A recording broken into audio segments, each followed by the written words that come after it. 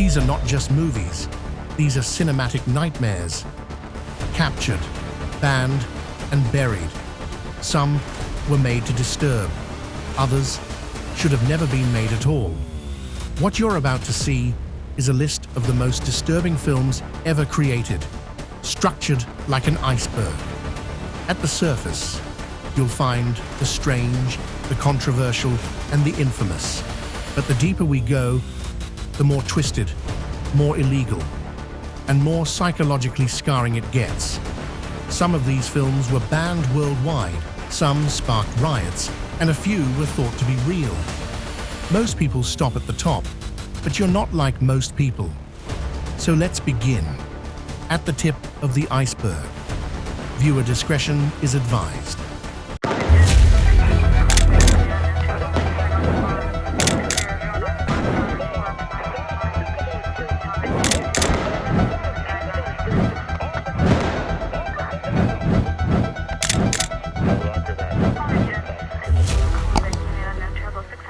Layer 1, Movie 1, Martyrs, 2008. Martyrs, 2008, a film that even hardened horror fans call the one they'll never re-watch. Directed by Pascal Laugier and produced in France and Canada, it was born out of a wave of new French extremity films, movies obsessed with pushing violence, grief, and philosophy to their limits. On paper, it's about two young women, Lucy and Anna, who survived a childhood trauma and are still searching for meaning. On screen, it's a descent into human pain, used as a religion. The first half feels like revenge horror. Lucy storms into a quiet suburban home, shotgun in hand, believing she's found the people who tortured her as a child. For a few moments, the film feels almost cathartic, like a brutal but familiar thriller. Then it pivots. Anna is captured by a secret society that believes suffering reveals the afterlife. She's stripped, shackled to a metal chair, starved, beaten daily, her head shaved, her skin flayed. The audience watches her body and mind break apart, not in jump scares, but in long, calm takes. There's no music to soften it. No villain monologue to distance us, just a methodical system of pain. What made Martyrs so disturbing wasn't only the violence, but its intent. It isn't torture played for laughs or cheap thrills. It treats suffering as a serious, even sacred subject. It asks the question, if martyrdom reveals the beyond, how much would we endure to see it? That's why censors and critics reacted so strongly. In the UK, the film's unrelenting cruelty delayed release and forced multiple cuts. In Australia, it was refused classification twice. Even in France, its home country, it narrowly escaped a stricter X rating. Several festivals warned audiences before screening it. When it premiered at Cannes in 2008, walkouts were common. Some critics called it a masterpiece of modern horror. Others said it crossed an ethical line. Bloggers wrote about feeling physically ill. Horror forums still listed at the top of films that broke me. It became a benchmark for what extreme means in mainstream cinema. Martyrs doesn't jump out and yell boo. It sits you down, makes you watch, and doesn't look away. By the end, you're not just disturbed by what you saw. You're disturbed by what it suggests about faith, pain, and our curiosity about both. And as heavy as this sounds, what's waiting in the next film shows how easily human suffering can be weaponized for spectacle. Movie 2, Grotesque, 2009 Japan. This movie doesn't build tension. It doesn't follow a story arc. It begins with a first date, a man and a woman walking together after work. They're shy, nervous. They like each other. And in the very next scene, they wake up chained in a dark basement, soaked in fear, staring at a man in a surgical mask holding a scalpel. There's no explanation, No backstory, no chance to escape. The abductor isn't a villain with a motive. He's a doctor, or he used to be. Now he's simply obsessed with human endurance. He wants to see how much pain a person can take before they beg to die. What follows isn't stylized. It's surgical, precise, dispassionate. Fingers are amputated, organs are exposed, sexually violent threats are made. But the most disturbing part? He keeps healing them, just enough to continue the torture. The film's cruelty is unrelenting. There's no sense of hope, no relief, no larger message. Grotesque is not designed to entertain. It's designed to test the audience. And for many, it did. When Grotesque was released in 2009, the British Board of Film Classification, the BBFC, refused to rate it. Not because of sexual content or nudity, but because, in their own words, the film invites a voyeuristic pleasure in the spectacle of sadism. In the UK, that meant an outright ban. It was also pulled from video stores in Hong Kong and criticized across Japan, where even extreme horror has its limits. For a time, even the unrated version was difficult to find online. It was considered one of the few films that went too far, even for fans of torture horror. But the reaction wasn't just institutional. Even within horror communities, Grotesque sparked division. Some argued it was a raw look at cruelty without filter, a mirror of real-world evil. Others saw it as exploitation, masquerading as art. Forums described it as impossible to finish. Even jaded viewers said they had to pause. And some, they called it the most upsetting film they've ever seen. Grotesque doesn't play games. It offers no metaphor, no villain to hate, no hero to root for. It asks one question: what happens when pain is the only language? But what comes next is worse, because in the next film, torture isn't hidden in a basement. It's institutionalized, documented, and used as evidence of something even more horrifying. Movie 3: Philosophy of a Knife, 2008, Russia. Some films are meant to be watched. Philosophy of a Knife is meant to be survived.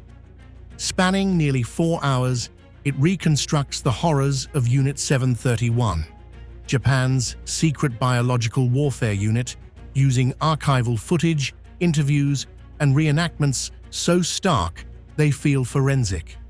There is no score, no narrative relief, there is only observation. A prisoner is stripped, immobilized under glaring surgical lights. A doctor's hand lifts a scalpel. The blade parts flesh. Flesh gives way to muscle, muscle to organs. In another room, limbs are frozen, shattered, then sewn back, temporarily, to continue the experiment. A pregnant woman writhes while parasites are injected inside. A researcher notes vital signs while a subject thrashed in pain. The silence between each cut is worse than the act itself. No central character binds the narrative. No arc redeems the horror. The structure is that of evidence, repeated procedure, escalating cruelty, relentless exposure. The camera remains silent. The audience must listen. The film was never submitted to most major rating boards. Several festivals outright rejected it. Some screened abridged versions. In underground horror communities, it became known as a viewer's crucible, rarely fully watched in one sitting. One blog described its effect as emotional hemorrhage. Another wrote, "I closed my eyes 15 minutes in. No shame, just survival."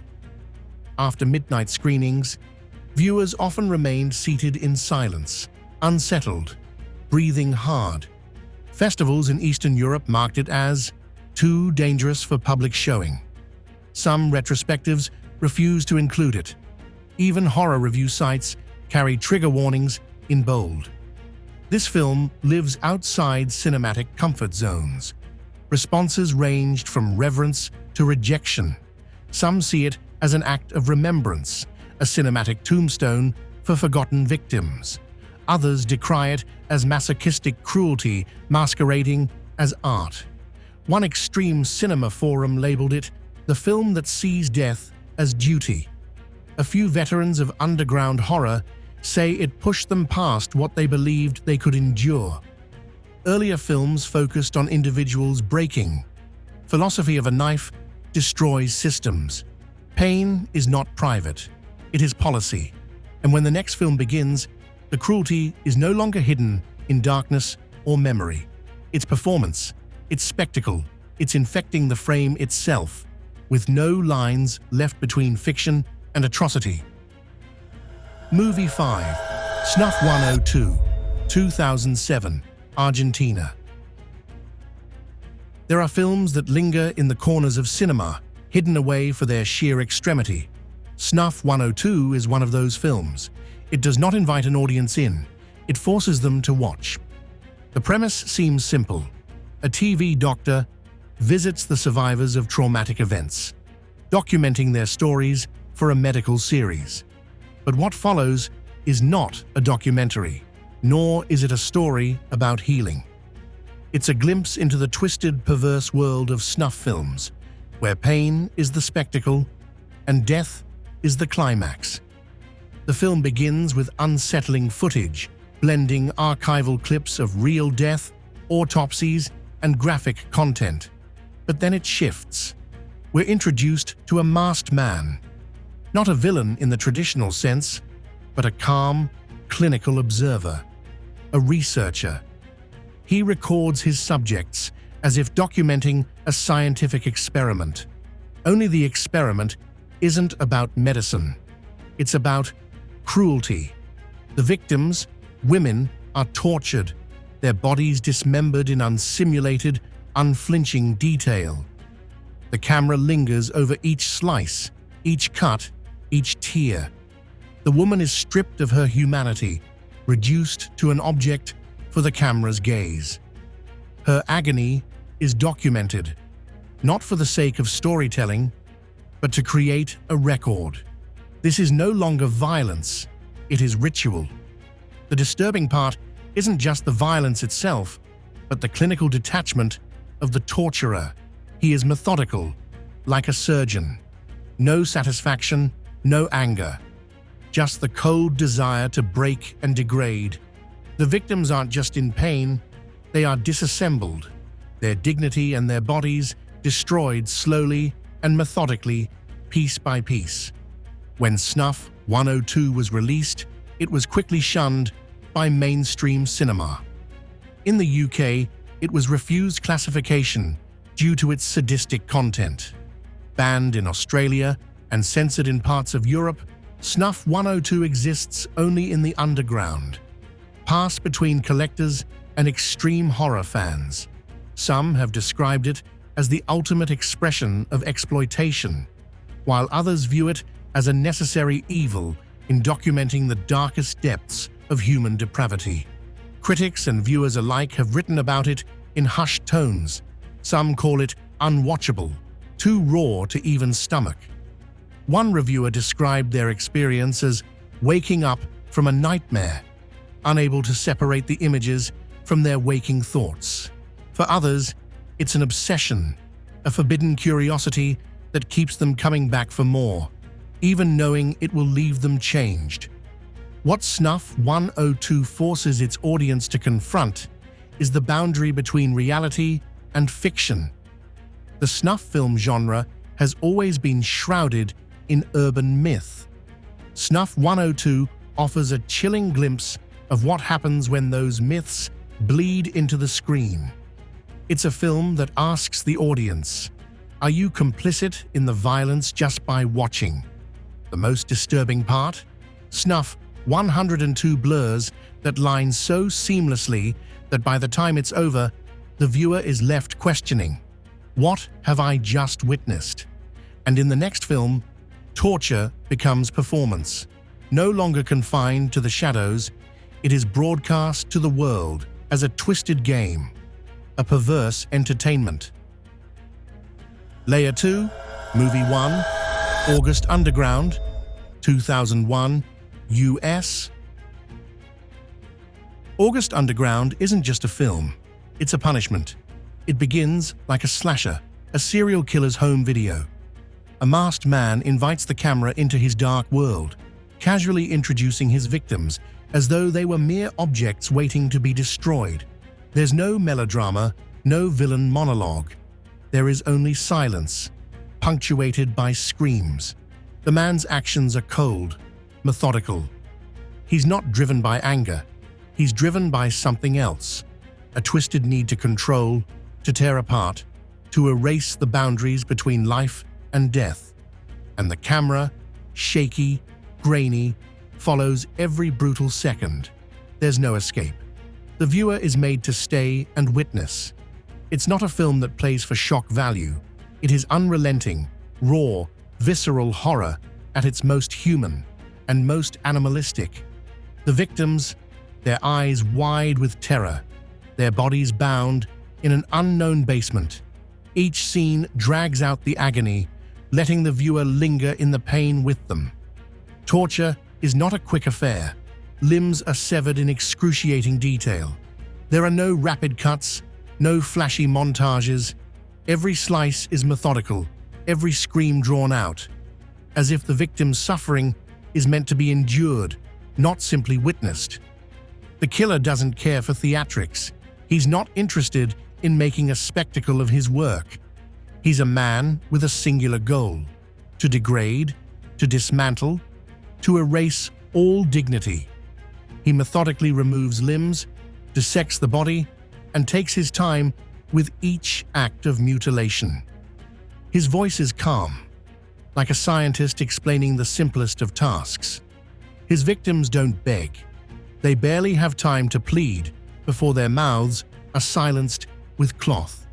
What follows is unfiltered, raw violence. In one harrowing scene, a woman's body is cut open, her organs removed and discarded. Her screams are muffled by the killer's casual presence. He moves with the confidence of someone who has done this before, who sees the human body as nothing more than meat. He doesn't hurry, doesn't show any joy. He's just performing his work, just following the process. He cuts deep into her abdomen, slowly pulling out intestines, until there's nothing left but a broken shell of what she once was. The violence isn't confined to the body, it seeps into the psyche. The camera never looks away. It doesn't flinch. The viewer isn't offered any comfort. The gore is endless, repetitive, a brutal barrage of physical pain. But it's the emotional toll that lingers. The victims are broken, their screams turning into gasps of desperation. But it's the complicit silence of the camera that makes it worse. The audience is forced to watch, to bear witness to something that feels too real to be called fiction. When August Underground was released, it was rejected by mainstream cinema. The BBFC in the UK refused classification, citing unrelenting violence and sexual abuse. It was banned in Australia and censored in several countries. It was a film that lived in underground circles, passed around in whispers, rarely screened in public. Horror fans who sought it out found themselves confronted not just with violence, but with something darker, a reflection of human depravity without the comfort of a villain or hero. Simply an act of destruction performed with casual detachment. The few who made it through the entire film often came away disturbed, not just by what they had seen, but by what they had felt. The viewer's complicity was the real terror. This wasn't just violence for the sake of shock. It was violence without meaning, without purpose, and without escape. Some people say August Underground is the darkest, most disturbing film ever made. Others claim they'll never watch it again. But those who do often find themselves drawn back to it. not because it's shocking, but because it taps into a primal, uncomfortable truth. The human body is fragile, but so is the human spirit. It is only a matter of time before they are both destroyed. And in the next film, violence will not be performed in secret. It will be staged for the world to watch, and the line between reality and fiction will no longer exist. Movie 2, Necromantic, 1987, Germany. At first glance, Necromantic might appear to be another exploitation film, a sordid tale of death and sex. But beneath its disturbing exterior lies something far more gory, a reflection of human desperation and dehumanization that chills to the core. The story begins innocently enough, following Rob, a man who collects roadkill for a living. He and his girlfriend Betty share an apartment. The mundane, the ordinary, bleeds into the bizarre. They sit at the kitchen table, eat, and talk as if everything is normal. But Rob's job is not ordinary. He takes the dead home, human corpses, lifeless bodies that have been discarded like refuse by society. What happens next is not just taboo, it's an unrelenting violation of human dignity. Rob's need to control, to possess, reaches its terrifying apex when he brings a corpse into their home. He doesn't just examine it, he interacts with it as if it were another lover, caressing its lifeless form, speaking to it with a tenderness that feels almost intimate. The corpse is not a victim, it is a blank canvas for his darkest desires. The camera does not look away as he undresses the body, kissing its cold lips, moving his hands over its exposed flesh. The gore is not the shocking part. It is the slow, creeping realization of what is happening. Rob is interacting with death as though it were a lover. There is no passion, no emotion, only the hollow, clinical touch of someone who has lost all connection to the living world. Betty watches, her face unreadable. In the next scene, the two are in bed, but this time, the corpse is between them, becoming the third party in their relationship. There is no rush, no frantic urgency. The camera lingers on their cold, lifeless actions. Rob's fixation grows deeper. Betty, too, becomes involved, joining him in acts of necrophilic desire. The line between the living and the dead fades. The disturbing element is not simply the physicality of the acts, but the normalization of death. What begins as an oddity soon becomes an everyday routine. The violence, the sexual defilement, the corpse desecration are not shocking because they are extreme. They are shocking because they are performed with casual indifference. Rob doesn't mourn the dead, he possesses them. But this isn't just about death. It's about control. Rob's growing obsession with the corpse represents the absolute stripping away of humanity, not just from the body, but from his very soul. He no longer sees death as something to be feared, but as something to possess, something to own. His obsession consumes him, and soon he is unable to differentiate between the living and the dead. The most disturbing aspect of Necromantic is its realism. It does not glorify necrophilia. It does not dress it in glamour. It holds up the mirror to humanity and asks, how far can one man go to fill a void? And at what cost does it come? The world outside their apartment is indifferent to their actions. The world does not care. But inside, there is a sickening quiet, a shared agreement between Rob and Betty that their bond with death is the only truth they can hold. Necromantic became infamous, not just for its shocking content, but for its boldness. It was banned in several countries, censored in others, and remains one of the most controversial films in the history of underground horror. Its cult status is rooted not in exploitation, but in its unflinching portrayal of how intimacy can be twisted into something grotesque. Some viewers describe it as art, others as an unforgivable violation. It exists in the dark, whispered about in horror circles, and passed around with caution. Because once seen, necromantic lingers. It is not a film to be easily forgotten. It becomes a shadow, a reminder of what happens when the boundaries between life and death no longer exist. And in the next film, death will not be a secret. It will be public, celebrated, and performed for an audience. The body will no longer be sacred. It will be exploited for all to see. Movie 3, The Human Centipede 2, full sequence, 2011. The Human Centipede 2, full sequence, is not a film that asks for your attention. It demands it.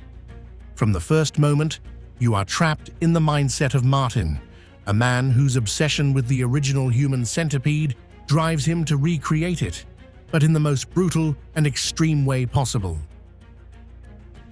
Martin is not a villain in the traditional sense. He's not a monster with a backstory, nor is he driven by some elaborate plan. He's just a man, disconnected from everything but his own dark fixation. He watches the original film over and over until it becomes more than just entertainment to him. It becomes a blueprint, one he intends to bring to life. Martin's twisted imagination pushes him to kidnap victims, ordinary people pulled from the streets. There's no fanfare, no elaborate scheme. The horror begins in his dim, isolated apartment, where he starts his gruesome work. It is slow, deliberate. First, the victims are mutilated, their flesh cut and ripped apart. Martin doesn't rush through the pain. He savors each second, each tear of flesh. The camera lingers, showing the victim's agony in painstaking detail.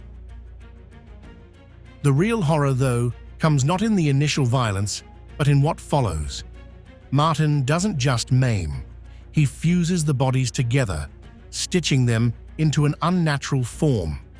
The bodies, once separate, are now joined together, forced into an endless, torturous connection.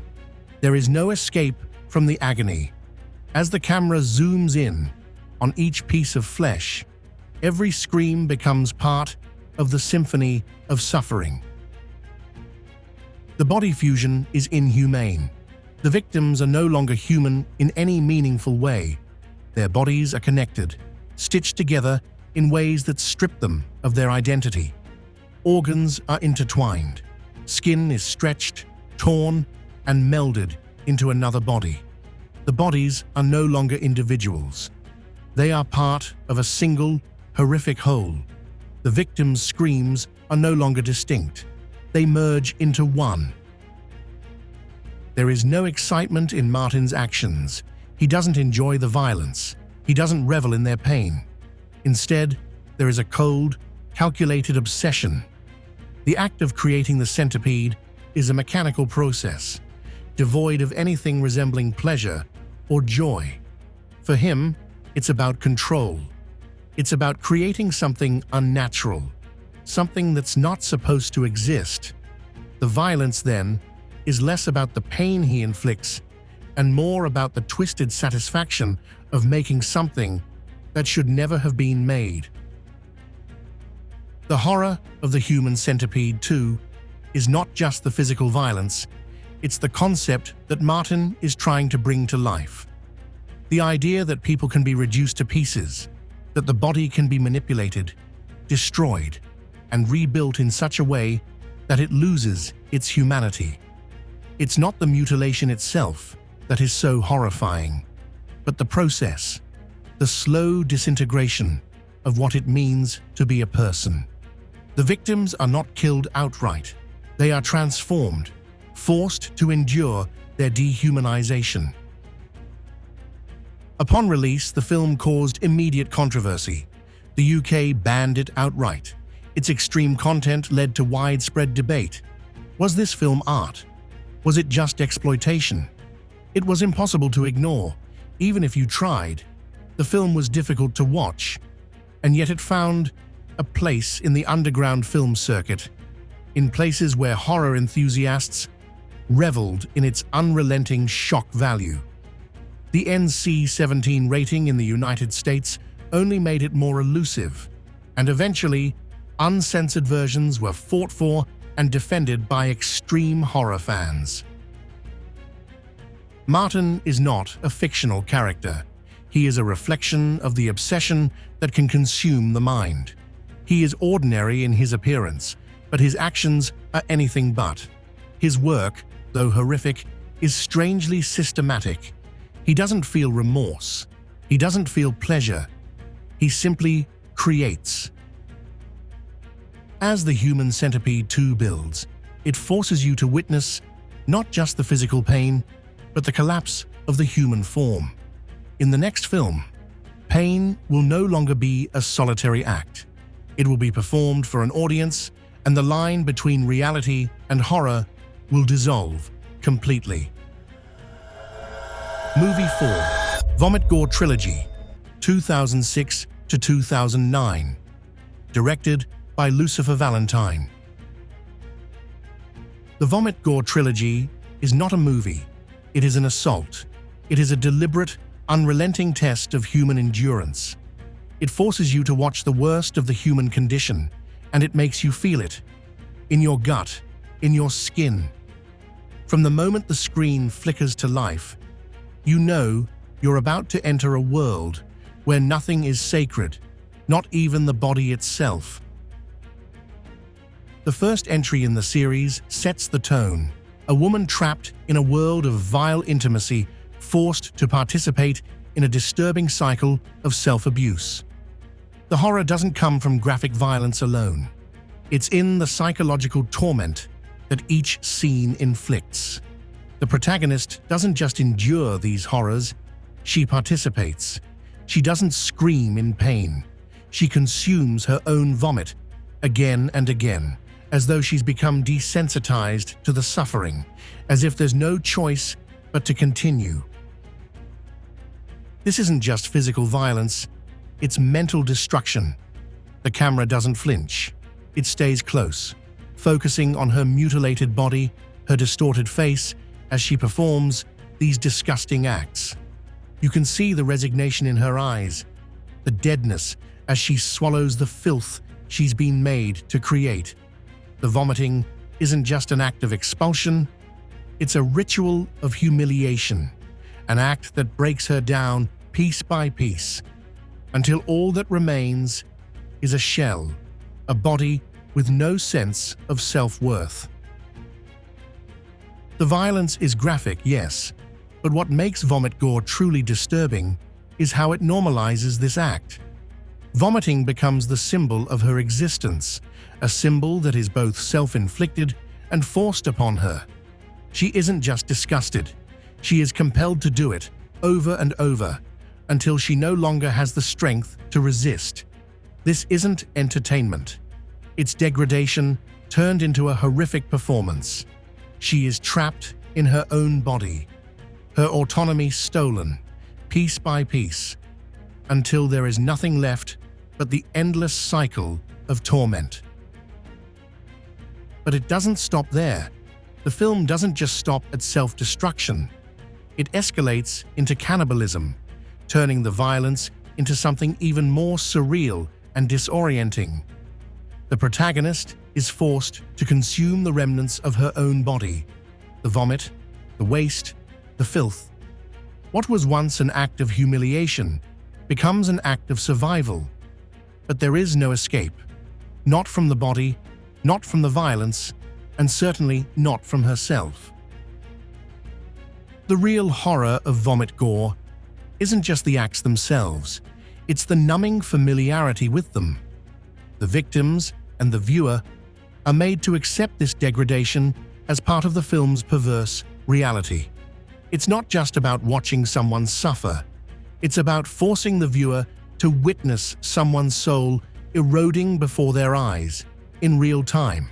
The human body becomes not a vessel of life, but an object to be destroyed, reduced, and consumed. When it was first released, the Vomit Gore trilogy was immediately met with outrage. It wasn't just about the violence, it was about the bizarre intimacy the film forced on its audience. The UK banned it, unable to accept the level of abuse and exploitation on screen. Critics couldn't look away, but they couldn't endorse it either. It was rejected by mainstream cinema, but within the underground horror community, it found an audience that was both fascinated and repulsed. It's a film that leaves you disturbed, discomforted, and unable to shake the feeling that you've been forced to witness something that was never meant to be seen. The film pushed boundaries on a level that few others dared to approach. It wasn't just about shock, it was about testing the limits of human endurance. How much can a person take before they break? How far can you push the human body before it loses its humanity entirely? And the most disturbing part of it all, the film makes you watch. It doesn't give you the option to look away. It demands that you sit through it, making every second feel like an eternity. In the world of horror, Vomit Gore became an icon, not because it was entertaining, but because it made people question the very nature of cinema. Can art exist if it's meant to violate the viewer's sense of morality? Can a film be considered art if it breaks every rule of decency? The trilogy earned its cult status not for its shock value, but for how it redefined the boundaries of physical and psychological horror. It is a film that confronts you with something unavoidable: the limits of human suffering and self-destruction. In the next film, the line between violence as private torment and public spectacle will blur, as the boundaries of what can be done to the human body become exploited for an audience's pleasure. Movie 5. Violent Shit. 1989, Andreas Schnaas, Germany. From the moment it begins, the viewer is thrust into a world where human life is expendable, where blood and brutality are the only constants. There is no plot, no moral framework. The story is irrelevant. This is a film about extreme violence, unrelenting gore, and the total destruction of the human form. The film starts with no pretenses. A man driven by a mindless rage embarks on a killing spree that is as pointless as it is brutal. There's no backstory to explain why. No motivation other than pure bloodlust. The camera follows him as he hacks, slashes, and dismembers his victims, not in the shadows, but close up, showing every detail of the destruction. Heads are severed, bodies are mutilated, and the viewer is forced to witness every second of it.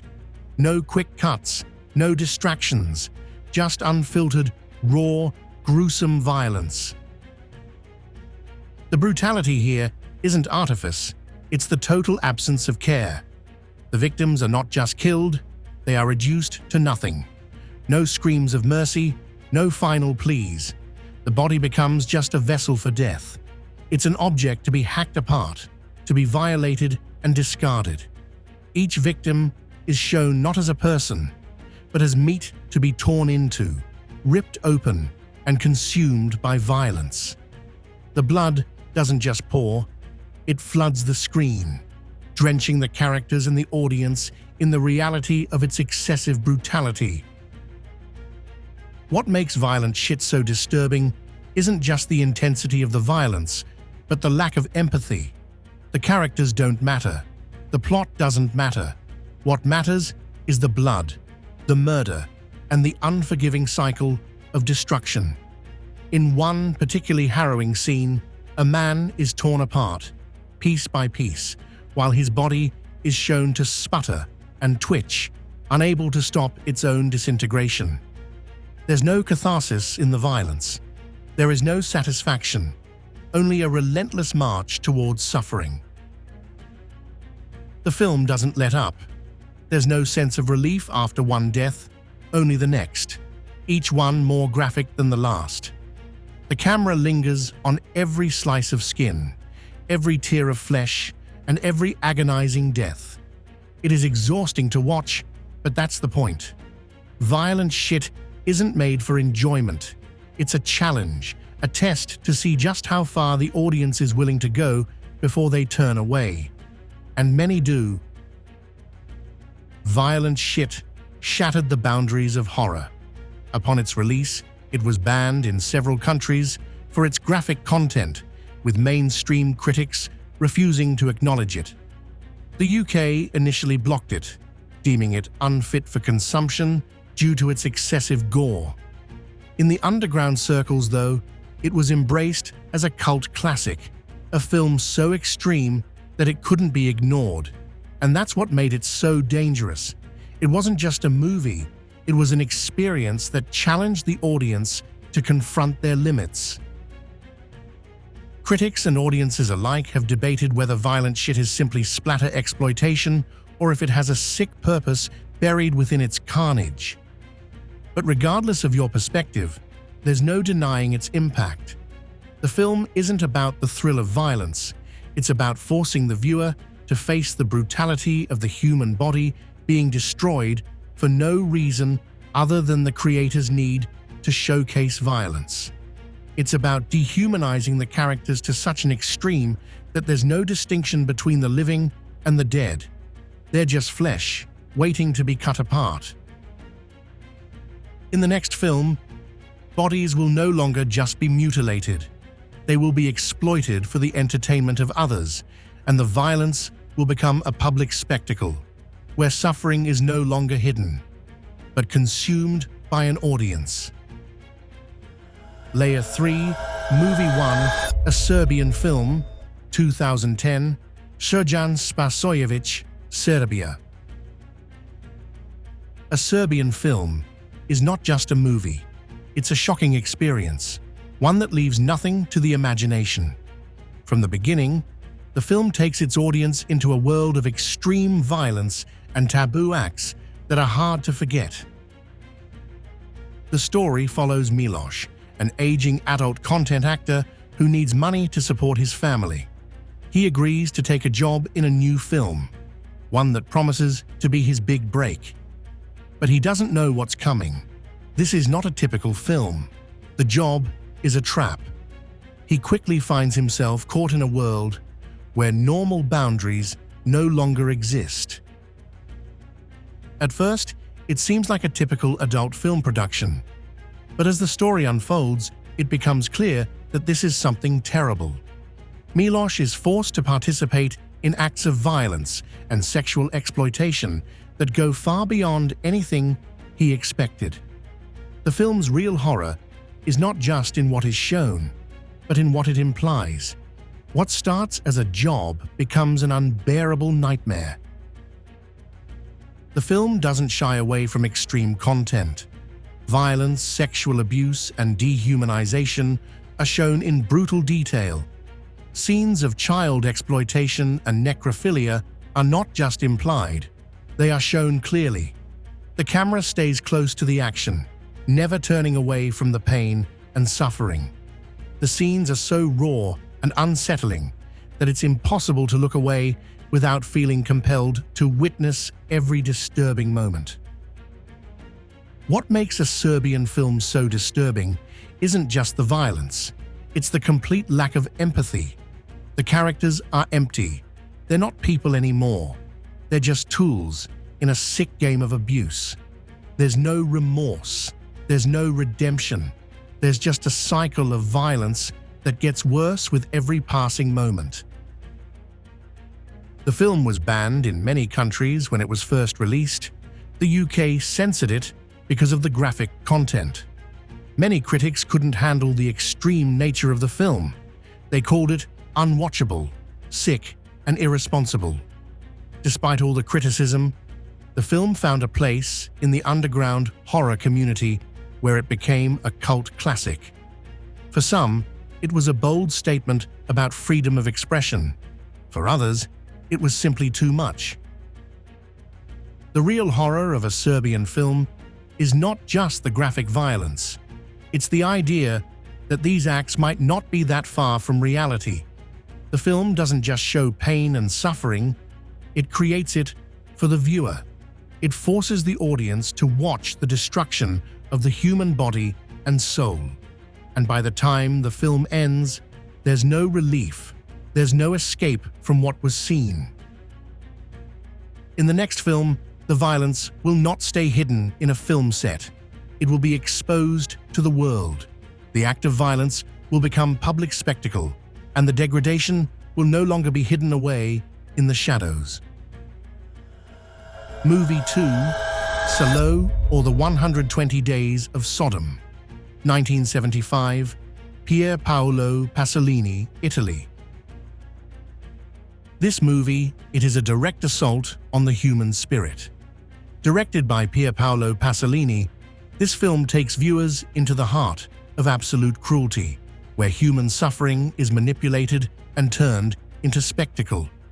It's not merely a film about violence, it's a graphic exploration of how power can completely destroy the human soul. The story begins with 18 teenagers, both boys and girls, who are kidnapped by 4 wealthy fascists. These men, who represent the elite class, take the young people to a secluded villa in the countryside. Here, they are forced to become victims in a sick game of power. The 4 men, the Duke, the Bishop, the Magistrate, and the President, along with their accomplices, force the teens to endure the most unimaginable forms of abuse. The victims are stripped of their dignity, identity, and humanity. At first, it might seem like the film is showing an exploitative power game, but it quickly becomes clear that this isn't just a simple kidnapping. The teens are subject to a systematic, calculated process of degradation. The adults begin by forcing them to perform acts of sexual violence, watching them suffer without any remorse. The teenagers' bodies are used as tools for the elite's sick desires. These acts are not quick or discreet. The camera lingers on every moment, forcing the audience to witness the torment, with no escape. But the real horror begins when physical violence takes over. The teens are tied up and systematically tortured. One victim is whipped, another mutilated, while others are subjected to horrific acts of cannibalism, where they are forced to eat human flesh. The men in power speak in cold tones, their voices calm as they order the teenagers to suffer. The gore is brutal, and the camera doesn't look away. The violence is deliberate, cold, and completely devoid of any emotion. Not just from the perpetrators, but from the victims too. They are rendered numb, as if their souls have already been consumed. The most disturbing scenes are the ones where sex and violence collide. These acts are not filmed to shock. They are filmed to show how the human body can be used as a plaything for the powerful. One of the teens is forced to participate in violent sexual acts, while others are made to witness or even join in. The sadistic nature of the adults grows more twisted as they treat the teens not just as bodies to exploit, but as objects to destroy. As the film moves on, the humiliation gets worse. Some of the teenagers are forced to degrade themselves further. Some of them are mutilated, and others are used for sick public ceremonies. The ultimate horror comes near the end, when the film shows how the young victims are completely stripped of their humanity, not just physically, but emotionally. Their last shred of self-respect is crushed, leaving them nothing but empty bodies. Every act of violence, every sexual assault, is done to show the absolute control the elite men have over their victims, and it's filmed with a clinical coldness that makes it even more disturbing. The film's real horror comes from its unflinching portrayal of suffering. The teens are not just victims, they are dispossessed of their very existence, their bodies twisted into shapes they never imagined. The power dynamics are so clear, so extreme, that it reflects the dehumanizing nature of totalitarian regimes, where the poor and powerless are at the mercy of the elite. Salo is not just a movie about sadism. It's about how the rich and powerful can reduce people to nothing. It shows how absolute power corrupts, turning everything into a game, and human lives become worthless. When Salo was released, it was immediately banned in multiple countries. The film was deemed unfit for public viewing because of its extreme violence, and many felt it was unwatchable. Its graphic nature caused outrage across the world, and even though it gained a cult following, it remained banned in many places for years. The fact that such a taboo film could be made and that it found an audience terrified some viewers. It wasn't just about shocking people with violence. It was about showing the lengths to which a fascist regime could go to control its citizens. It was a film that forced you to see what we often wish to ignore: the cruelty and suffering that can happen when power is unchecked. In the next film, the line between power and human suffering will be blurred even further. It will show how violence becomes entertainment and how the human body can be exploited for amusement in a world where no one is safe. Movie 3, Guinea Pig, Devil's Experiment, Guinea Pig, 2 series, 1985 to 1987, Japan. The Guinea Pig series isn't just horror. It's an unflinching look at the darkest side of human nature, a film that takes you to a place where pain and suffering aren't just part of the story. They are the story. These films don't hold back. The violence is raw and brutal, without any attempt to soften the blow.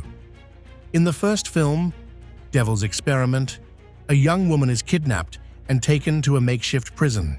She's tied up, her body completely exposed to whatever the sadistic men decide to do to her. The camera doesn't flinch. It watches every moment, the stripping away of her dignity and humanity, piece by piece. The torture isn't quick. It's slow, methodical, and agonizing. She's punched, slapped, cut, and burned, all while the men watch. The camera holds on her pain, showing the details: the cuts, the blood, the suffering. The cruelty isn't hidden. It's made visible, lingering in the air, like a bad dream you can't wake up from. In Guinea Pig 2, The Executioner, the violence is taken even further. The second film picks up where the first left off, but this time, the victim's torture is even more extreme. This isn't just about physical pain. It's about breaking someone down. Excruciating dismemberment takes center stage. The camera focuses on each cut as flesh is separated from bone. Limbs are torn off, blood spurts, and the victim's body is left as nothing but a broken shell. The violence doesn't just affect the body, it affects the mind. The victim's desperation and horror become palpable. And yet, the camera lingers, making sure the viewer witnesses everything. What makes Guinea Pig so disturbing is its total commitment to realism. This isn't Hollywood horror with fake blood and cheap tricks. The violence here is uncompromising. It's as if it's happening right in front of you. The lack of music or any distractions makes it even worse. The silence between each act of violence makes it feel more like an experiment than a film. The victims are reduced to nothing but flesh to be torn apart. But what makes it so disturbing isn't just the graphic nature of the scenes. It's the feeling of helplessness. The victims have no choice. They are trapped in a nightmare with no way out. You feel their suffering, their desperation, and their loss of hope. There's no redemption, no escape, no hero to save the day. It's just endless violence that keeps spiraling out of control. Guinea Pig isn't just disturbing because of the violence, it's disturbing because of what it makes you feel. The film tests the limits of humanity, pushing the viewer to ask, how far can we go before we lose our own humanity? The extreme nature of the torture makes you wonder if such acts could be real. The grittiness and realism of the footage make it feel uncomfortably believable. The shock doesn't stop with the film itself. When Guinea Pig was first released, police investigations were launched in some countries, suspecting it to be a snuff film. The authorities were so convinced that the footage might be real that the filmmakers had to provide evidence that the torture was staged. That level of belief from the public and law enforcement only makes the film's disturbing impact that much more unsettling. The film was banned or heavily censored in many countries, but it didn't just disappear. It became an underground classic, passed from one horror fan to the next. Fans didn't watch it for fun. They watched it because it was the ultimate test. Could they stomach this kind of brutality? Could they handle the psychological toll it took? The film gained cult status because it wasn't like anything else. It pushed boundaries that had been set by other films and said, I will show you something worse. Guinea Pig is one of those films that makes you feel disgusted by what it shows and disoriented by how it makes you feel. The victims are made to suffer, and so is the viewer. It's a movie that doesn't just make you watch horror, it forces you to experience it in its most extreme form. It's a test of endurance, one that most people don't want to face, but some can't look away from. The next movie won't just test your stomach, it will push the mind to its limits, leaving you wondering what is too much for human beings to endure. Movie 4. Men Behind the Sun, 1988, TF China/Hong Kong. Men Behind the Sun is a painful reminder of the horrors that humans can inflict on one another, even under the guise of scientific research. Set during World War II, the film tells the terrifying story of Unit 731, the infamous Japanese biological warfare division. The story is presented as a medical drama on the surface, but beneath that veneer lies a shocking and disturbing truth. This is no ordinary wartime film. This is a film about the torture, experimentation, and inhumanity that took place in the name of science. The plot follows the lives of young Chinese children who are subjected to horrific experiments by the Japanese army during their occupation of China. The children are taken from their homes, stripped of their rights, and used as test subjects for biological and chemical experiments. The experiments themselves are too horrific to fully describe, but the film doesn't hold back. It shows in painful detail the torture the children endure. Frostbite experiments that leave limbs frozen, live dissection of victims, and chemical attacks that cause excruciating pain. The film pulls no punches, and the camera stays with the suffering, forcing the viewer to witness every agonizing moment. The graphic violence in Men Behind the Sun is not just for shock value. It serves as a stark reminder of the real horrors that were carried out in the name of scientific advancement during wartime. The acts of cruelty in the film are based on real-life atrocities that occurred during Japan's Unit 731, where human beings were treated as nothing more than lab rats, their pain and suffering ignored in favor of advancing biological warfare. The film doesn't just show the victims, it humanizes them, making the viewer feel their pain, their fear, and their desperation. In one of the most disturbing scenes, a young child is forced to endure a vivisection, his body sliced open while he is still alive. The scene is unflinching, showing the horrifying and unbearable pain of a human being cut open with no anesthesia, no mercy. His screams are real, the blood pouring from his body as he is dissected piece by piece. The viewer is made to watch, with no escape from the suffering. This is not just a depiction of violence. This is the real horror of what happened to those poor souls. Men Behind the Sun was heavily censored upon its release. The brutality and graphic nature of the violence led many countries to ban the film. It was seen as too disturbing, with some questioning the historical accuracy of the events depicted. Others argued that the film was not only a historical retelling, but a warning about the dangers of unchecked scientific experimentation. The film's graphic nature and portrayal of children's suffering made it difficult for many to watch, and the debate over its accuracy continues to this day. Despite the controversy, Men Behind the Sun has earned a cult status in the world of extreme cinema.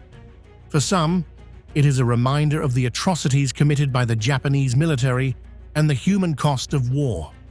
For others, it is a film that pushes the limits of what is acceptable to show on screen. It doesn't just entertain. It forces the viewer to confront the darkest side of humanity, making them witness what happened in Unit 731.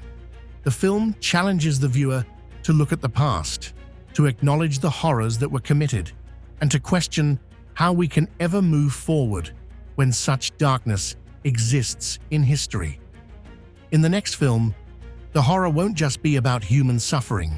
It will focus on how the line between life and death becomes blurred, and how violence becomes normalized in a world that no longer respects the boundaries of human decency. Layer 4, Movie 1, Cannibal Holocaust, 1980, Ruggero Deodato, Italy. Cannibal Holocaust opens with a film crew venturing into the Amazon rainforest to document an indigenous tribe. What seems like a simple adventure quickly turns into a nightmare. The filmmakers, led by a director named Professor Harold Monroe, are seeking to capture the true nature of the tribe's cannibalistic rituals, but what they find goes beyond anything they expected. The crew's behavior is morally questionable from the start. They kill animals for their footage, staging violence to make the tribe appear more brutal than they actually are. But as the story unravels, it becomes clear that the film's violence goes much further than just animals. The crew becomes victims of the same brutal fate they were trying to capture, and the camera doesn't shy away from showing every detail of the torture. The violence is extreme. It doesn't just depict suffering, it forces the audience to watch every horrific second of it. In some of the most shocking scenes, the crew members are tortured, mutilated, and ultimately killed in ways that feel almost too real. The film doesn't suggest violence. It shows it in full detail, lingering on graphic dismemberments and brutal acts of torture. The deaths are painfully slow, emphasizing the suffering each character endures. The cruelty doesn't feel like a movie. It feels like something unsettlingly real. The filmmakers didn't use special effects to simulate the pain. They filmed real slaughter. Scenes of animals being skinned alive, stabbed, and shot are so graphic that they have caused many to question whether what they were watching was real or fake. The violence is so explicit that some viewers still wonder whether the filmmakers went too far. The gruesome deaths of animals set the stage for the even more brutal scenes that follow. When the film was released, it caused a massive uproar. Its graphic content led to it being banned or heavily censored in many countries. The police even launched investigations, suspecting the film to be a real snuff film, believing that the actors were actually murdered on camera. The director, Ruggero Deodato, was arrested, and he had to prove that the actors were alive and well after the film's completion. This real-world controversy only fueled the myth that the film might contain actual killings, which made the horror even more disconcerting. Despite being banned and controversial, Cannibal Holocaust eventually became a cult classic. It is still widely regarded as one of the most disturbing films ever made, not just because of its extreme violence, but because it challenges the boundaries of what can be shown on screen. The film asks uncomfortable questions about the ethics of cinema, the role of violence in media, and how far filmmakers should go in pursuit of realism. The film shows the corruption of the human spirit, both on screen and behind the camera, and makes the audience question where the line should be drawn when it comes to depicting real suffering. Movie 2, Faces of Death, 1978, US. Faces of Death begins with what seems like a standard documentary about death and dying. The opening scenes feature doctors performing surgeries, a relatively normal setting for a film exploring the subject of death. But this is just a deceptive beginning. As the film progresses, it becomes clear that what's being shown isn't just a medical presentation, but a collection of graphic scenes that cross the line between real and staged. The doctors in the operating room don't just perform regular surgeries. They are shown operating on victims, dissecting dead bodies, and explaining the nature of death. The medical footage starts to mix with scenes of real deaths, including autopsies, where the camera stays on cut-open bodies, showing the gruesome process in detail. But as the film continues, it grows more disturbing. The line between documentary and exploitation starts to blur. What sets Faces of Death apart from other films is its unsettling mix of real violence and faked footage. There are actual animal deaths shown in the film, real footage of animals being slaughtered for food, and in some cases, just for entertainment. The camera lingers on the bloodshed, making it impossible for the viewer to ignore the real suffering of the animals. These scenes are so graphic that they raise questions about whether they were necessary to capture the truth about death or simply a way to shock the audience. As the film moves forward, the violence escalates. The viewer is taken on a journey through public executions, accidents, and even real human death, shown in all its rawness. One of the most famous scenes involves a man being executed by electric chair. The camera watches closely as the victim twitches, and his body jerks under the power of the electricity. This scene blurs the line between documentary and snuff, leaving the audience to wonder if the execution is real or staged.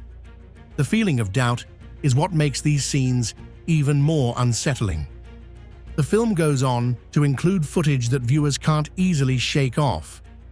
There are disturbing accidents, a man falling from a great height, another victim getting struck by a vehicle, and violent encounters that seem like they are straight out of a horror film.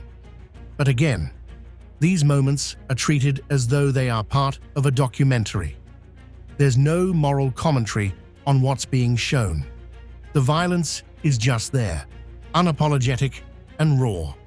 The most controversial aspect of Faces of Death isn't just the graphic nature of the violence, it's the fact that it mixes real footage with faked scenes, creating confusion and discomfort.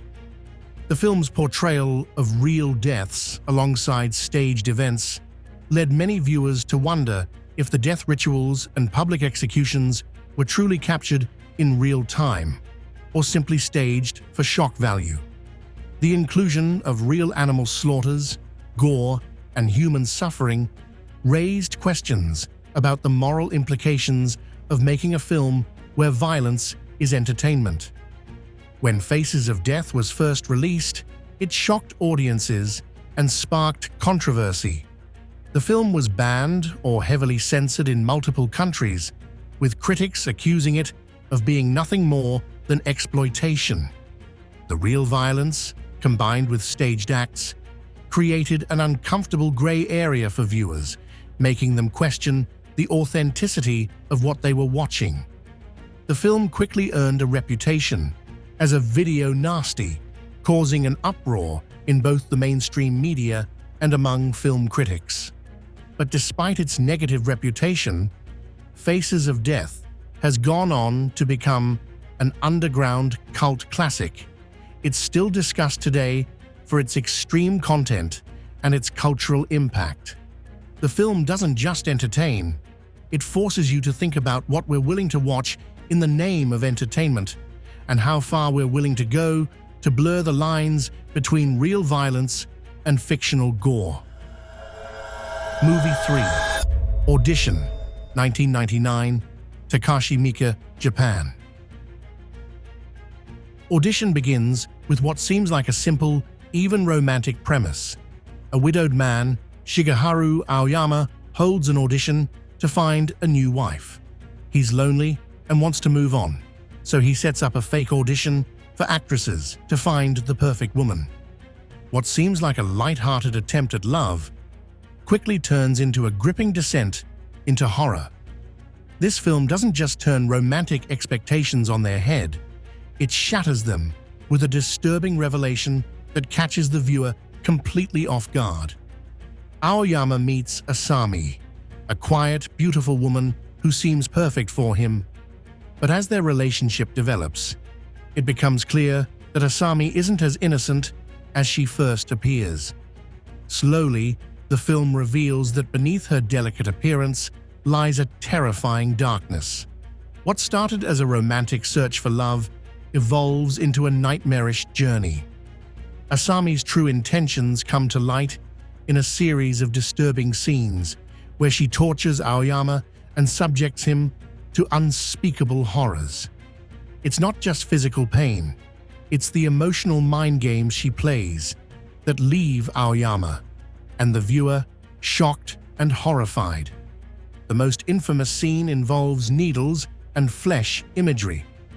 A brutal sequence where Asami removes Aoyama's ability to speak and then tortures him by stabbing needles into his flesh, particularly around his chest and mouth. It's a slow, agonizing process that leaves no escape. The camera lingers on every detail, showing the blood, the pain, and the psychological breakdown of the victim. This is where the film shifts, from a psychological thriller to pure horror, and the viewer is left nauseated by the combination of graphic torture and emotional torment.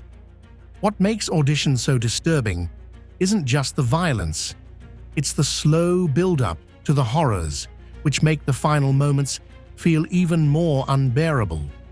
The film spends most of its runtime creating a sense of calm and normalcy, only to explode in the last act when the viewer realizes that the quiet, seemingly innocent woman is capable of the most horrifying acts. This shift in tone catches the viewer completely off guard and forces them to face a level of sadism that feels entirely out of place in a love story. When Audition was first released, it quickly earned a reputation as one of the most disturbing films ever made. While it was not banned widely, it was heavily censored in some countries due to its graphic content and the psychological impact it had on viewers. The violence in the film was so extreme that many people found it hard to continue watching, and some walked out of screenings. The shock factor was overwhelming, and critics couldn't decide whether it was a masterpiece or a sadistic exercise in cruelty.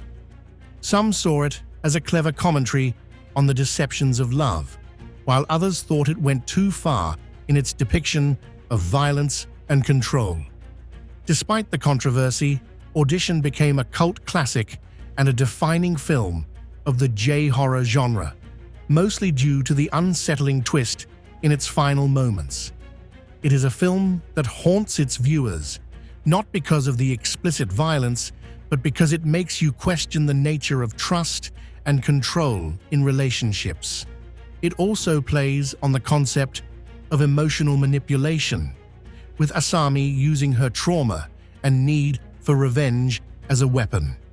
It leaves the viewer feeling unsettled, asking how much trust we can place in someone we barely know. Movie 4, Visitor Q, 2001, Takashi Miike, Japan. Visitor Q starts with a shocking premise that immediately makes the viewer feel uncomfortable. Miki Yamazaki, a young prostitute, invites her father, Kiyoshi, to participate in an incestuous encounter. The disturbing part isn't just that this happens, it's the fact that Kiyoshi is initially disgusted by the idea, but agrees to it, and the scene plays out with brutal realism. Miki demands 50,000 yen from her father as payment, turning this family tragedy into a transaction. The act is short, but it's filled with humiliation. Kiyoshi's failure to satisfy her leads to Miki's cruel taunts, calling him a Minuteman before doubling the price for the humiliating experience. What makes this scene so disturbing isn't just the incest, but the emotional torment and humiliation that comes with it. The film doesn't shy away from showing how deeply disturbing this dynamic is. Miki isn't just an object of desire. She uses her father's weakness for manipulation and control, which makes the act even more uncomfortable to watch. From here, the film doesn't pull back. The graphic nature of the violence is ramped up in every scene. There are multiple acts of physical and emotional degradation, each one worse than the last. Miki urinates on her father, and the camera holds on the scene long enough to make the viewer feel the extreme discomfort. Kiyoshi also defecates in front of his wife, embarrassing himself further as the family falls into deeper psychological disarray. It's not just about what happens, it's about the rawness of these degrading acts that make the viewer question why this is being shown on screen. The film doesn't just show violence and sexual acts for shock value. It explores taboo subjects that are meant to disgust and make the viewer feel unsettled. The incestuous relationship between father and daughter is one of the film's most disturbing elements, not only because of the physical abuse, but because it shows how the family is trapped in a cycle of abuse, manipulation, and destruction. There's no mercy, no escape from this toxic dysfunction. What begins as a simple family drama about a father and daughter quickly turns into a sickening tale of control, where bodies are used and broken down as part of the family's psychological warfare. But the true horror comes not from just the graphic images of incest or humiliation, but from the unapologetic way in which it is presented. The camera doesn't turn away from these disgusting acts. Instead, it forces the viewer to witness them in all their rawness. It's not just about shock, it's about the emotional toll these acts take on the characters and the viewer. Each scene adds another layer of discomfort, and the line between fiction and real human pain begins to blur. The film doesn't attempt to soften the brutality or provide any form of redemption. It simply shows the decline of a family with no escape. Visitor Q didn't just shock audiences, it redefined what cinema could get away with. The film was heavily censored in many countries, especially in Australia, where its graphic nature and incestuous content made it too much for mainstream cinema. The UK also placed it on the Video Nasty list, restricting its release. The film was banned in several regions for its depiction of incest, bodily fluids, and sexual violence. But the more people talked about it, the more it gained cult status. In the underground circles, Visitor Q was seen as a landmark in extreme horror, pushing the limits of what society could handle. The graphic violence and taboo subjects presented were meant to disturb, but it also made viewers question the morality of what they were watching. Despite its censorship and controversial content, the film's impact is undeniable. Visitor Q remains a shocking example of Japanese extreme cinema, one that challenges the viewer to confront the most uncomfortable parts of human nature. It makes no apologies for its disturbing portrayal of human depravity and leaves you questioning not only the character's actions, but the boundaries of what cinema should be allowed to show. Now you're wondering, was that footage real? The next layer answers, or dissolves, the line entirely. Layer 5, Movie 1, Morituris, 2011, Italy. Morituris begins with a brutal setup inspired by the real-life Circeo massacre from 1975. The story follows three Italian men who abduct two young Romanian women, tricking them into driving to a secluded area deep in the forest. What follows is a nightmarish experience for the women as they are subjected to unimaginable violence. They are raped, tortured, and brutally assaulted by the men, who seem to find satisfaction in their cruelty. The violence is graphic, and the camera doesn't pull away from the suffering. It lingers on every gruesome detail, making it impossible to ignore the agonizing pain of the victims. The tension is high as the men slowly reveal their sadistic plans for their victims, ripping them apart emotionally and physically. As the torture intensifies, the audience feels the weight of helplessness, knowing that the women are trapped in a horrific nightmare with no way out.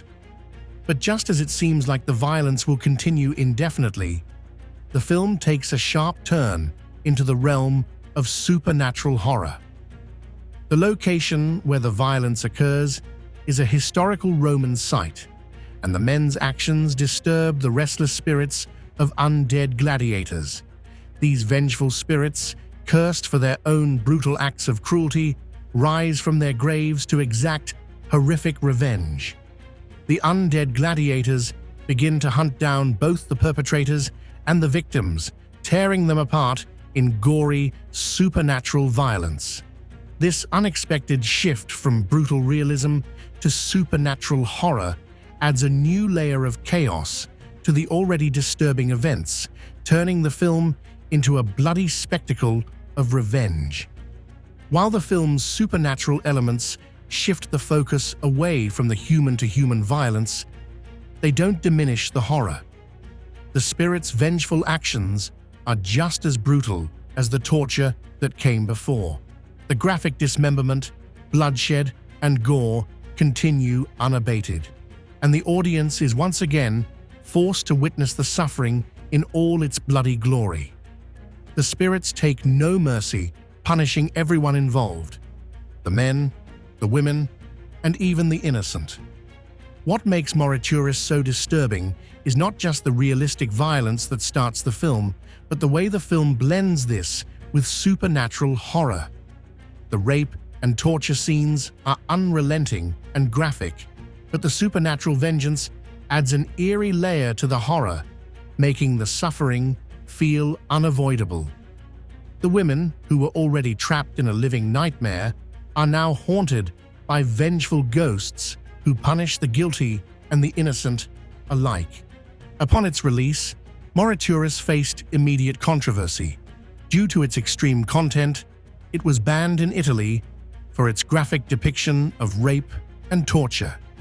The film was considered too disturbing for public screening and was heavily censored in multiple countries. In Australia and the UK, the film's violence was deemed unacceptable, and it faced numerous bans in these regions. The extreme content, paired with the supernatural revenge, led to fierce debates about whether the film was a necessary exploration of cruelty or an exploitation of human suffering for shock value. Despite the bans, Morituris found a cult following among fans of extreme horror.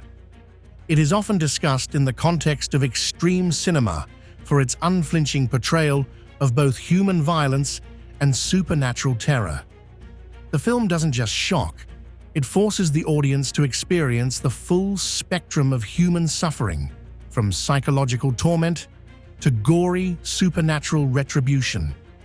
Mauritius is unforgiving in its portrayal of violence, making the audience feel uncomfortable in ways few films dare. The blending of real horror with supernatural elements creates an experience that is both deeply unsettling and visually disturbing. This is not just a film about human cruelty, it is a story that merges human evil with the supernatural, leaving the viewer disturbed, shocked, and haunted long after the credits roll. Movie 2. Devil Hunter, 1980, Jesus Franco. Devil Hunter, also known as The Manhunter or Sexo Cannibal, starts with a basic exploitation horror premise. A group of people is stranded on an island where they encounter a cannibalistic tribe and violent sexual horrors.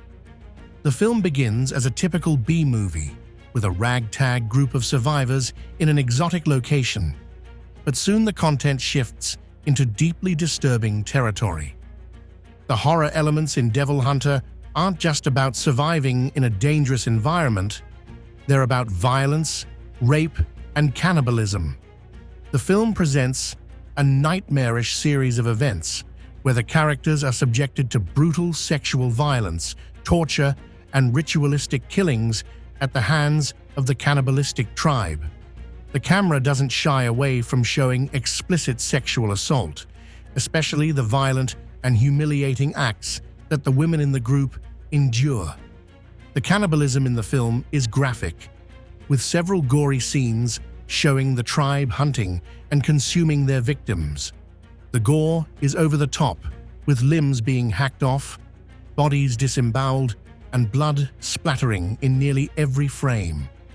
These scenes are not just violent, they are shocking and explicit, meant to disturb the viewer with the sheer brutality of what is being shown on screen. While the film's exploitation horror roots are clear, Devil Hunter pushes the boundaries by mixing sexual horror with gore in a way that feels unapologetically extreme.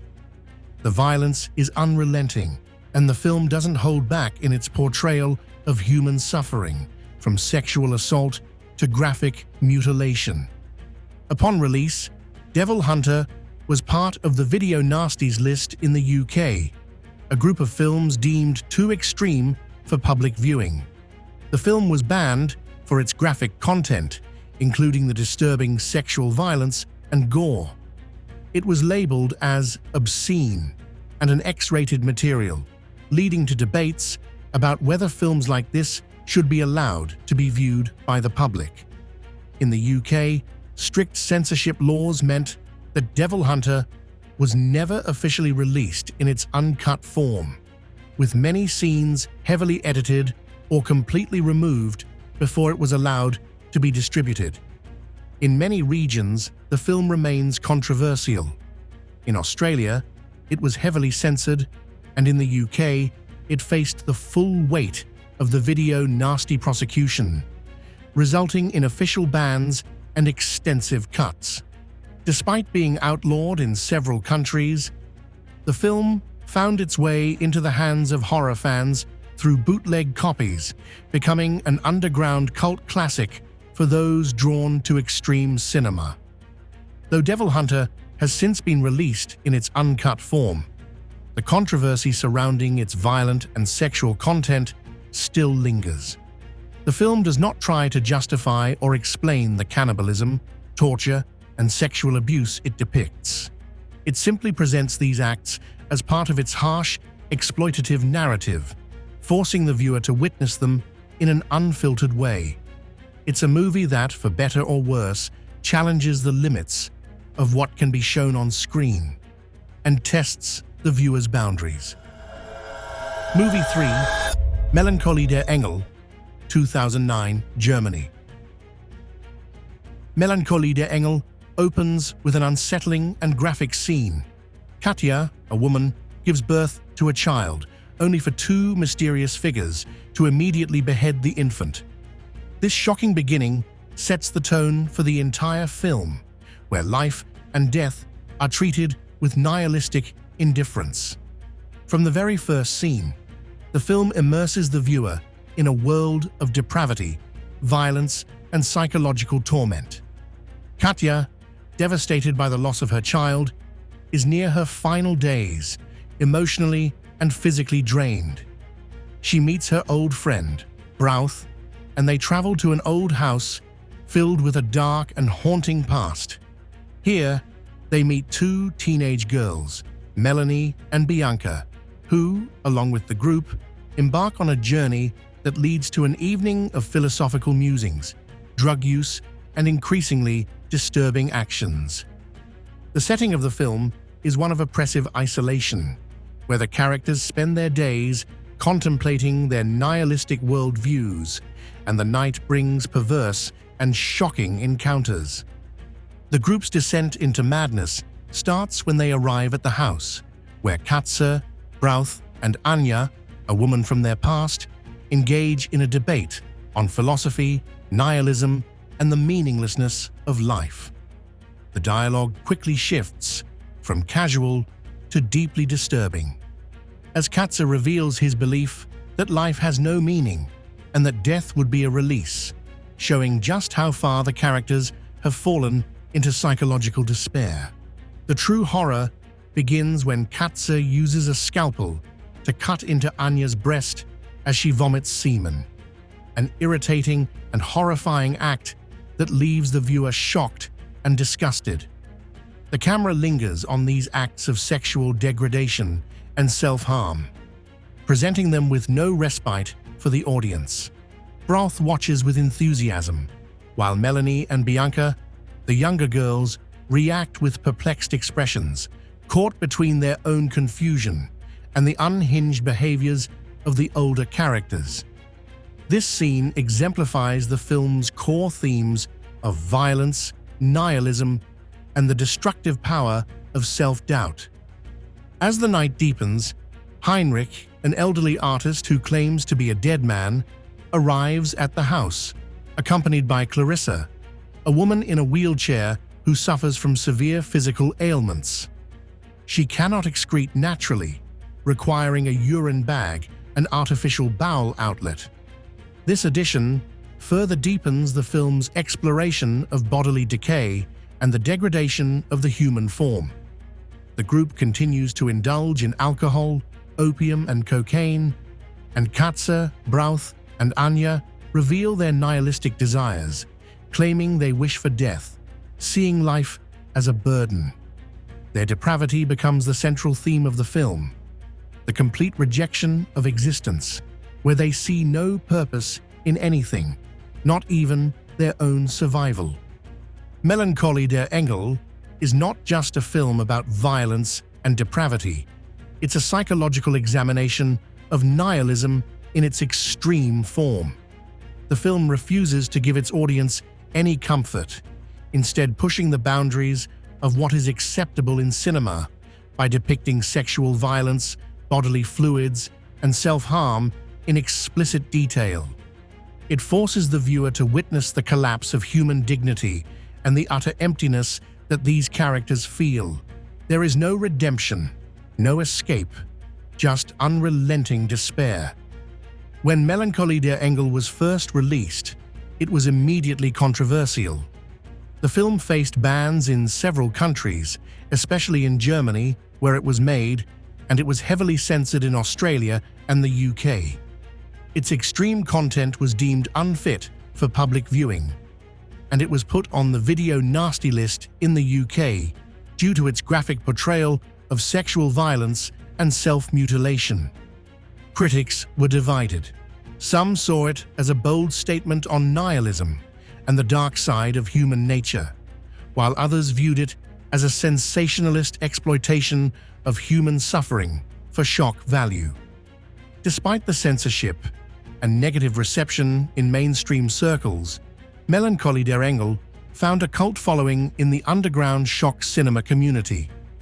It's regarded as one of the most extreme modern horror films, known for its ability to unsettle and disturb even the most seasoned horror fans.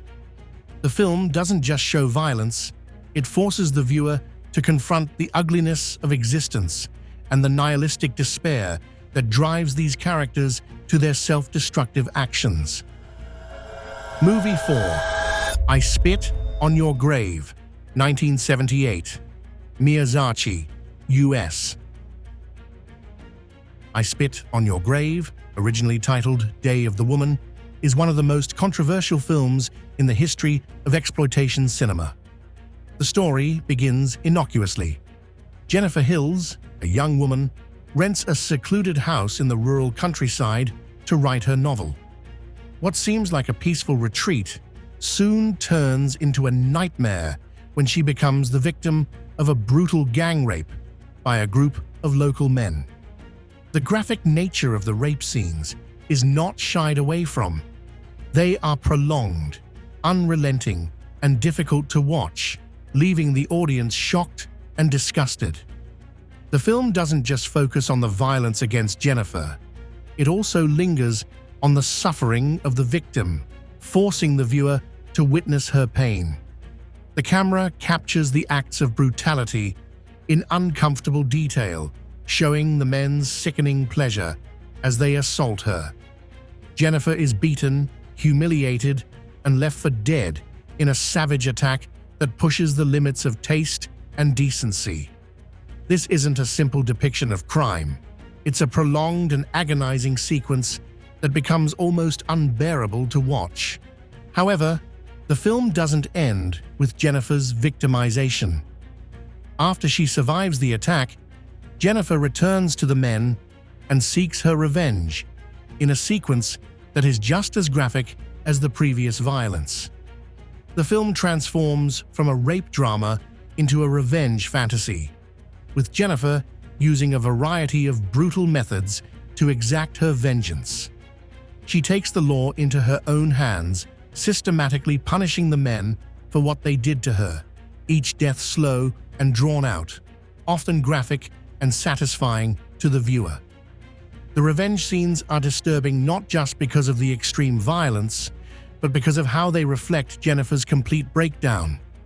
Her revenge is methodical, cold, and without mercy. She uses tools, such as a knife, to inflict pain on her rapists, and the camera lingers on each act, letting the audience see the men suffer just as she did. The emotional toll of the violence is overwhelming. Jennifer goes from being a helpless victim to becoming a cold avenger, leaving the viewer to wrestle with the ethics of her actions. When I Spit on Your Grave was first released, it was met with a firestorm of controversy. The film was heavily criticized for its graphic rape scenes and extended revenge sequences, which many considered too graphic and exploitative. It was banned in several countries, including the UK, where it was initially labeled a video nasty. The rape scenes were considered excessive, and the film's glorification of revenge led to a lot of debates about violence and morality in film. In the US, the film was heavily cut by distributors who wanted to remove the most extreme violence, but it still managed to become an underground cult classic for fans of exploitation cinema. Despite its bans and censorship, I Spit on Your Grave became a symbol of extreme horror. It has since been re-evaluated by some as a feminist revenge film, but it's still widely seen as one of the most disturbing and controversial films ever made. Many view the film as an exploration of female empowerment, while others argue it glorifies sexual violence and revels in the suffering of its victims. The film continues to evoke strong reactions.